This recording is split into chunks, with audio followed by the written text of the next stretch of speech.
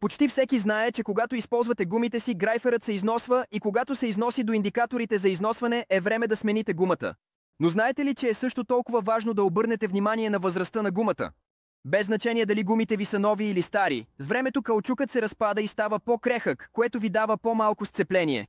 Това също улеснява проникването на отпадъци от пътя като пирон в гумата, а също увеличава риска от отделяне на грайфера или спукване, което не би било добре. За да разберете възрастта на гумата, потърсете на страничната стена надпис DOT, а до него ще има 4 цифри в овал.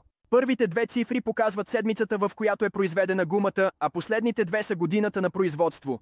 Затова е много важно всеки път, когато купувате нови гуми, винаги да поискате от сервиза да ви покаже датата на производство на всяка от гумите, преди да ги монтират и да се уверите, че всички са на по-малко от 18 месеца.